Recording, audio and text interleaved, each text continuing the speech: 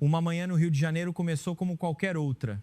O som ensurdecedor das buzinas, o fluxo apressado de pessoas em direção aos escritórios, os botecos tocando um samba suave ao fundo e as notícias nas telas de TV ainda repletas de questões políticas, econômicas e das preocupações cotidianas com as quais o povo já estava tão acostumado.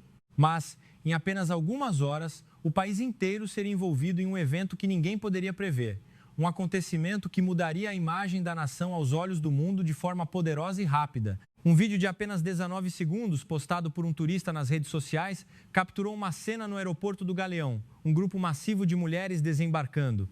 Todas vestiam roupas simples, com rostos marcados por uma expressão de seriedade, mas olhos que transbordavam esperança.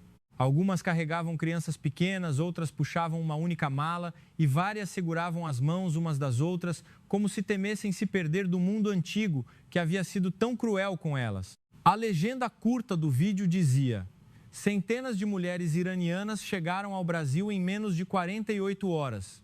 O que estava acontecendo? Apenas essa frase foi suficiente para fazer a internet explodir. Em menos de uma hora, a hashtag sobre o evento alcançou o topo dos tópicos mais comentados, não apenas na América Latina, mas também na Europa e nos Estados Unidos. As pessoas começaram a compartilhar o vídeo, analisar, debater, especular e levantar inúmeras questões. Alguns viam aquilo como uma questão humanitária urgente, outros se perguntavam o que o Brasil estava fazendo, outros ainda afirmavam que aquele era um momento histórico que seria lembrado por anos. Quem eram aquelas mulheres iranianas? Por que chegaram todas ao mesmo tempo e em tal quantidade? E por que o destino escolhido foi o Brasil? A mídia internacional começou a contatar especialistas, analistas geopolíticos, ativistas de direitos humanos e diplomatas. Mas ninguém conseguia dar uma resposta clara de imediato.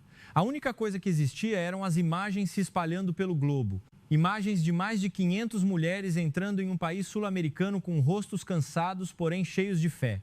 Naquela noite, o Brasil não se tornou apenas o foco das notícias, mas o centro de uma discussão global. Muitos conheciam o Brasil pelas praias, pelo futebol, pelo carnaval ou pelo Cristo Redentor. Mas desta vez, o mundo estava prestes a conhecer o país sob um prisma diferente, um olhar mais profundo, mais caloroso e mais forte do que as imagens habituais. E tudo começou com aquele vídeo de 19 segundos, antes mesmo que aquelas mulheres colocassem os pés definitivamente em solo brasileiro. O mundo quase nunca se importou verdadeiramente com a história delas. Elas vinham de uma sociedade de regras rígidas, repleta de relatos de conflitos, privações e um silêncio imposto por gerações. O povo de lá estava acostumado a viver sob a sombra de poderes maiores e, especialmente as mulheres, muitas vezes não tinham o direito de decidir o próprio destino. Existiam relatórios que poucos liam sobre opressão, casamentos forçados, restrições à educação e exploração laboral. Mas o Irã não era uma potência econômica global, não era uma zona estratégica de interesse imediato para todos e nem um mercado consumidor gigante. Por isso, a história daquelas mulheres quase nunca aparecia nas primeiras páginas dos jornais. Elas viviam em silêncio, sofriam em silêncio e clamavam por socorro em silêncio. Mas o silêncio não é algo que dura para sempre. Dizem que o verdadeiro ponto de partida veio de uma mulher chamada Shirin. Ela não era política, não era líder de uma grande organização, nem uma celebridade. Era apenas uma professora primária que acreditava que as meninas mereciam o direito de escolher suas próprias vidas. Um dia, ela gravou um vídeo curto relatando o desaparecimento de várias de suas alunas e disse uma frase que mais tarde seria compartilhada milhões de vezes. Se o mundo nos ouvir, talvez ainda tenhamos uma chance de sobreviver.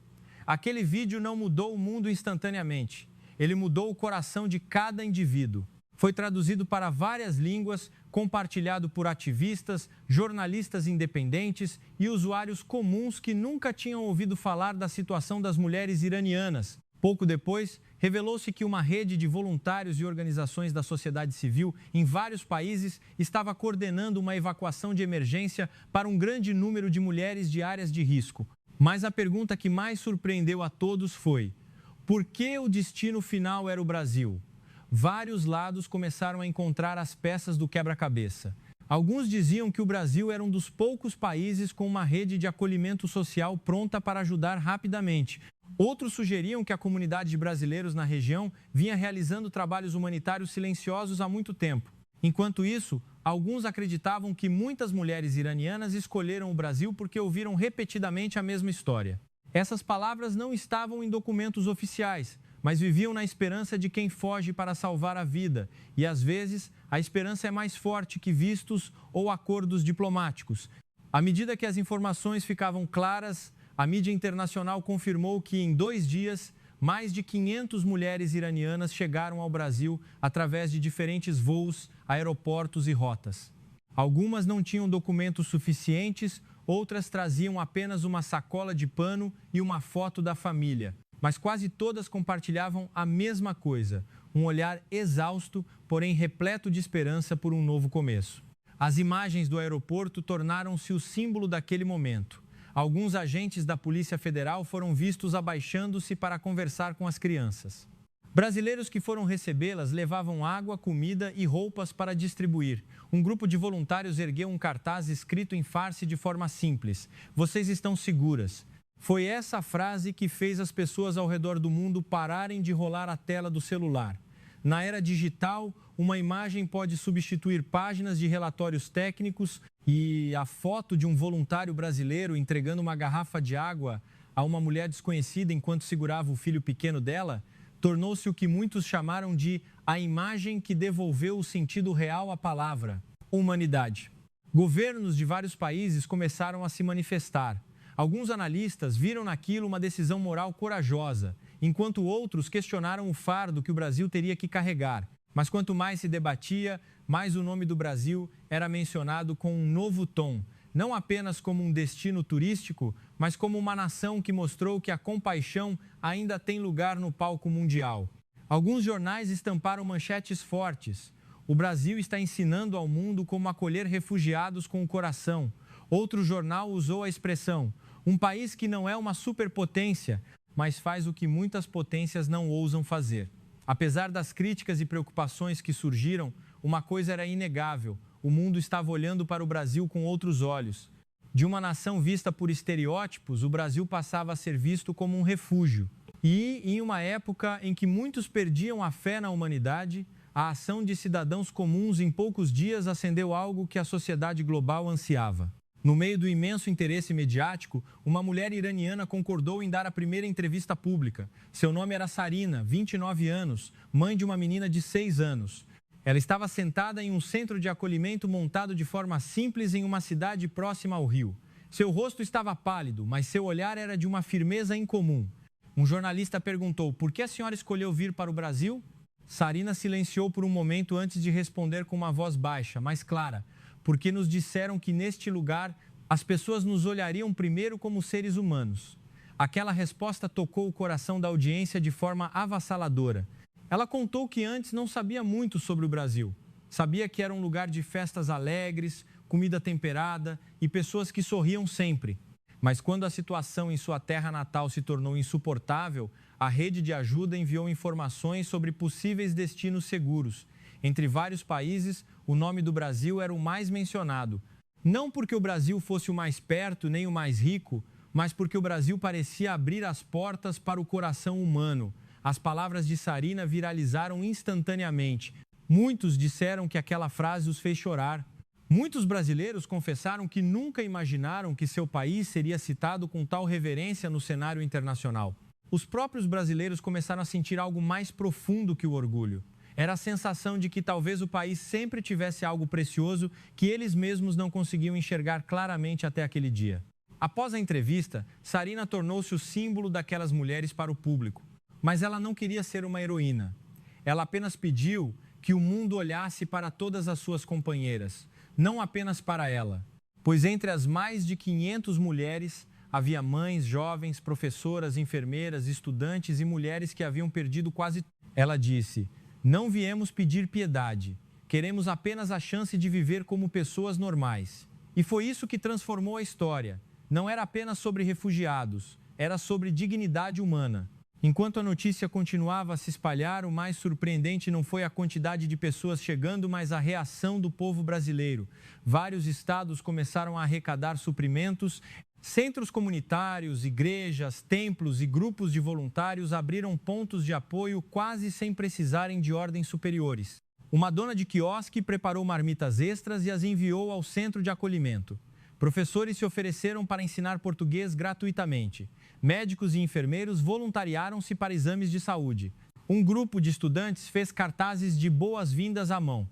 Uma mãe comum doou os cobertores de sua própria casa, dizendo: talvez elas sintam mais frio do que nós. Essas coisas podem parecer pequenas diante do sistema global, mas conectadas, criaram um mosaico de poder imenso. As redes sociais foram inundadas com vídeos de brasileiros organizando roupas, traduzindo frases, carregando crianças no colo e conversando com as iranianas com sorrisos que não precisavam de intérpretes. Em muitos países, cidadãos começaram a questionar seus próprios governos. Por que uma nação que não é uma potência econômica consegue responder com humanidade mais rápido do que nações que sempre pregam sobre direitos humanos? Analistas sociais chamaram isso de o soft power do Brasil de uma forma não planejada. Não era apenas cultura ou turismo, era a capacidade de fazer um estranho sentir que ainda tinha um lugar no mundo. Muitas mulheres iranianas começaram a sorrir novamente. Algumas crianças riram pela primeira vez após uma longa jornada. Uma mulher disse entre lágrimas: eu não achei que estranhos trariam sapatos para o meu filho sem perguntar nada.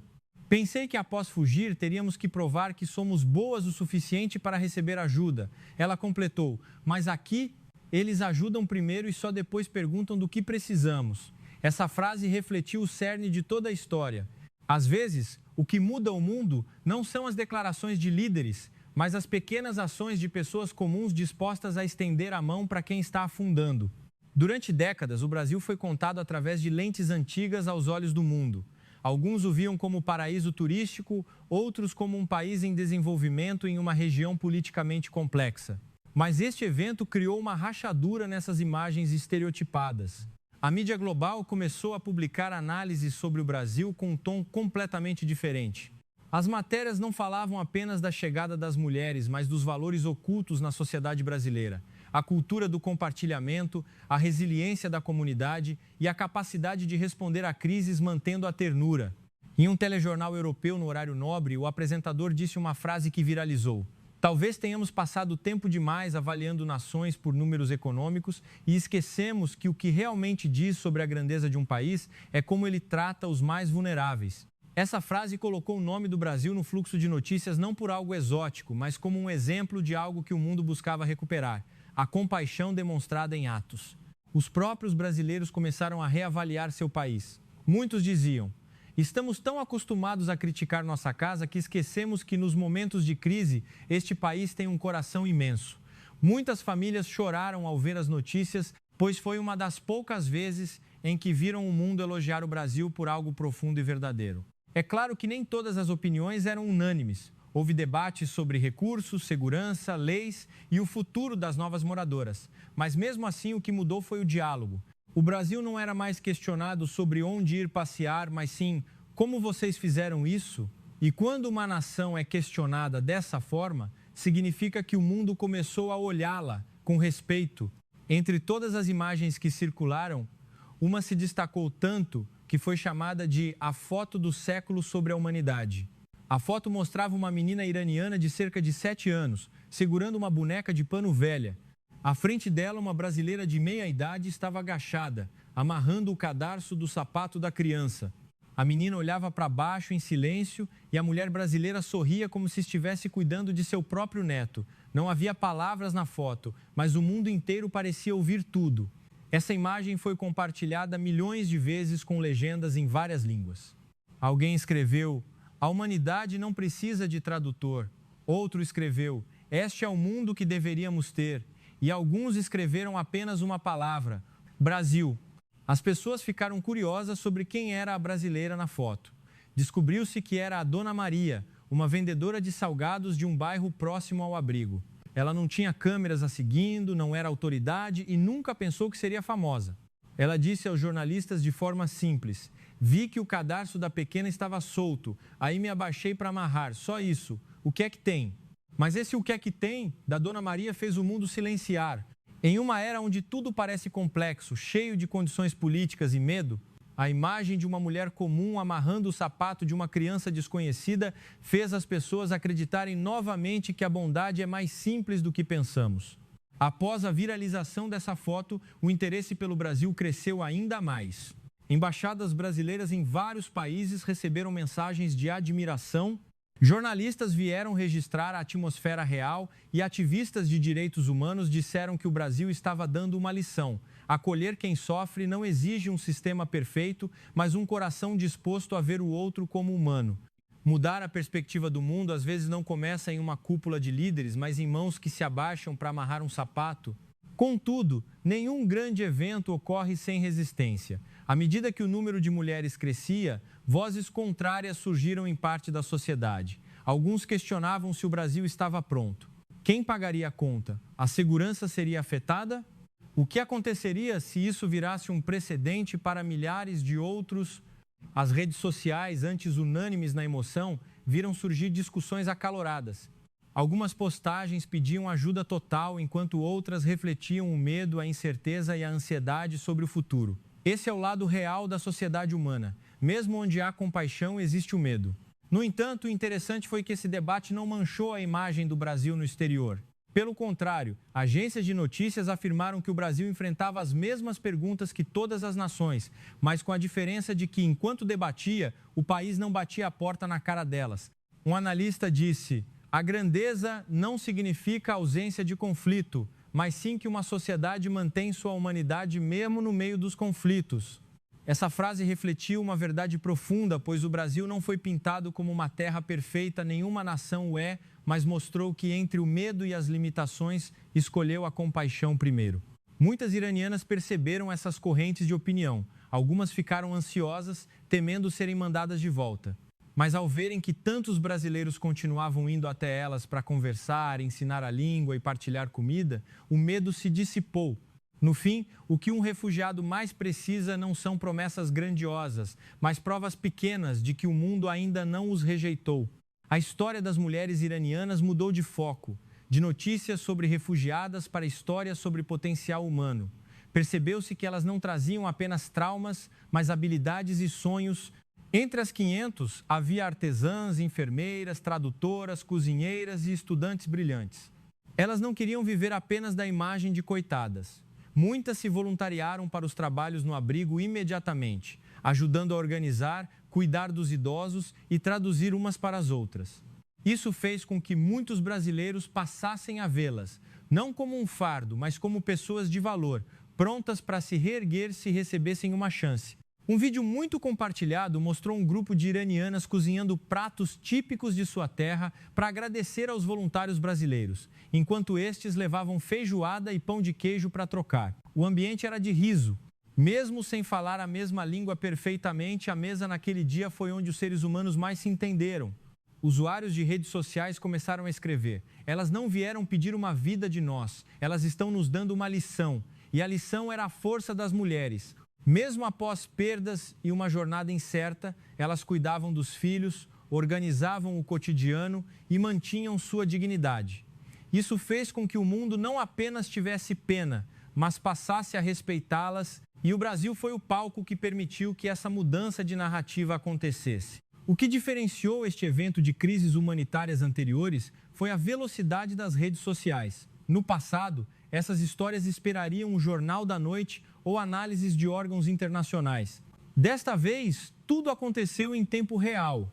Os vídeos do Galeão, as fotos dos abrigos, as entrevistas e a ajuda do povo foram gravados, editados e traduzidos instantaneamente, cruzando fronteiras.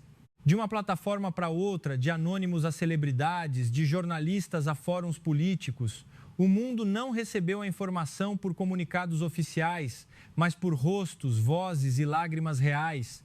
Isso mudou o equilíbrio de poder sobre quem conta a história. Os estados não conseguem mais controlar sua imagem como antes, pois as pessoas ao redor do mundo criam o significado. E desta vez, a multidão criou uma nova história sobre o Brasil. A história de um país que abriu a porta quando outros a fechavam. Foi a vitória da verdade palpável sobre imagens montadas. Por mais que alguém tentasse distorcer a imagem da Dona Maria amarrando o sapato, o voluntário carregando malas e Sarina dizendo: "Aqui nos olham como humanos", ficaram gravadas na memória coletiva. A internet pode ser um lugar caótico, mas em certos momentos torna-se o palco onde a compaixão corre mais rápido que o preconceito. O Brasil venceu não por marketing, mas porque o povo fez algo real o suficiente para o mundo acreditar com os próprios olhos. Em poucos dias, acadêmicos e comentaristas estrangeiros começaram a usar uma palavra raramente associada ao Brasil em contextos internacionais sérios: dignidade. Não se referiam à dignidade do Estado em termos de poder, mas à dignidade de uma nação que trata os vulneráveis com honra. Muitos países desenvolvidos têm sistemas mais sólidos e orçamentos maiores que o Brasil. Mas este evento trouxe uma pergunta incômoda. Por que alguns lugares respondem com muros, enquanto outro responde com água e comida? Em uma universidade europeia, um professor de sociologia usou o caso do Brasil para dizer que o capital cultural e moral influencia a reputação de um país mais do que muitos governos imaginam. Estudantes começaram a se interessar pelo Brasil sob um novo aspecto, não apenas pelo lazer, mas pelo seu papel social e humanitário. Isso impactou os brasileiros que moram no exterior. Muitos relataram que colegas e amigos passaram a falar com eles em um tom diferente. Alguém disse: "Acabei de descobrir que seu país tem um coração tão grande." Essas frases podem parecer pequenas, mas para quem costuma ver sua pátria reduzida a estereótipos, elas tiveram um significado imenso. O nome do Brasil foi ligado a palavras como bondade e humanidade em discussões globais. Não por ser o mais rico, mas por fazer pessoas que não tinham mais nada sentirem que ainda tinham valor. Isso é algo que nenhuma potência compra com dinheiro. Enquanto o mundo via o Brasil de forma diferente, o povo brasileiro também mudou sua visão sobre si mesmo. O evento serviu como um espelho, mostrando que, apesar dos problemas, sob o caos cotidiano, existe um fluxo silencioso de bondade. Muitos se perguntaram: por que só sentimos esse orgulho profundo agora? Por que precisamos que alguém venha de longe para nos mostrar o valor da nossa própria sociedade? Famílias começaram a conversar sobre refúgio, direitos e humanidade de formas inéditas. Escolas usaram o caso como lição de empatia. Crianças desenharam a bandeira do Brasil ao lado de mãos dadas cruzando culturas. A mídia nacional ajustou o tom, passando da notícia factual para a pergunta sobre valores. O que queremos ser no mundo moderno? Seremos apenas um destino de férias ou uma sociedade lembrada pelo coração? Este foi um dos resultados mais interessantes. Não mudou apenas a imagem externa, mas despertou uma consciência interna. As mais de 500 mulheres iranianas não trouxeram apenas suas malas, trouxeram um teste. Como olhamos para o estranho? Como reagimos à dor do outro? Em um mundo que parece estar ficando endurecido, ainda escolheremos a bondade? Naquele momento, a resposta do Brasil fez o mundo acreditar que ainda há luz. Com o passar do tempo, o evento foi visto sob uma ótica mais ampla. Não era apenas sobre iranianas fugindo ou sobre o Brasil recebendo elogios, mas sim um espelho de um mundo onde as pessoas estão mais conectadas, porém se entendem menos. Um mundo que fala de direitos humanos, mas esquece os humanos reais. As iranianas forçaram o mundo a encarar a pergunta mais simples e pesada de todas. Quando alguém foge da morte e bate à sua porta, o que você faz? O Brasil respondeu abrindo o espaço primeiro, mesmo sem ter todas as respostas, mesmo com os problemas que viriam depois. Mas esse ato criou uma onda que foi mais longe do que se imaginava. Em muitos países, o diálogo sobre políticas de imigração foi reiniciado. Ativistas usaram o exemplo brasileiro para mostrar que a compaixão não é fraqueza, mas uma forma de coragem. Especialistas em comunicação analisaram por que a história do Brasil tocou tantos corações, apesar de o país não ser o centro do poder mundial. A resposta é simples: o mundo está exausto da frieza. Quando um país demonstra calor humano sincero, as pessoas respondem com fervor. Talvez por isso um evento de 2 dias mudou a visão de décadas sobre uma nação. Foi a história de que seres humanos ainda podem ajudar seres humanos. Semanas depois, uma pequena cerimônia foi realizada em um dos centros de acolhimento. Uma representante das mulheres iranianas levantou-se para agradecer aos brasileiros. O ambiente era simples, sem palcos luxuosos ou luzes especiais. Mas foi um dos momentos mais potentes. Sarina falou novamente e, desta vez, disse uma frase curta em português que havia acabado de aprender. Obrigada por não nos verem como um problema. Obrigada por nos verem como gente. Muitos na sala não contiveram as lágrimas. Ela continuou, via intérprete, dizendo que antes de virem para o Brasil, achavam que o mundo não tinha mais lugar para elas. Mas o acolhimento de pessoas comuns, que nada tinham a ver com a política global, as fez acreditar que o futuro existia. O Brasil não nos deu apenas um teto, disse ela. O Brasil nos deu a sensação de que não somos esquecidas. Essa frase foi compartilhada pelo mundo e é o melhor resumo do impacto de tudo isso. A mudança real não foi apenas o número de ajudados, mas o fato de uma nação fazer quem era rejeitado sentir que ainda existia. Brasileiros que viram o vídeo disseram que nunca imaginaram que uma obrigada de um estranho pudesse ser tão emocionante. Foi um lembrete de que a bondade em sua forma mais bela não é o que se anuncia, mas o que se faz sem alarde. Naquela noite, o país silenciou por um instante para ouvir uma verdade. Às vezes, o pouco que fazemos é a razão para alguém continuar acreditando no mundo.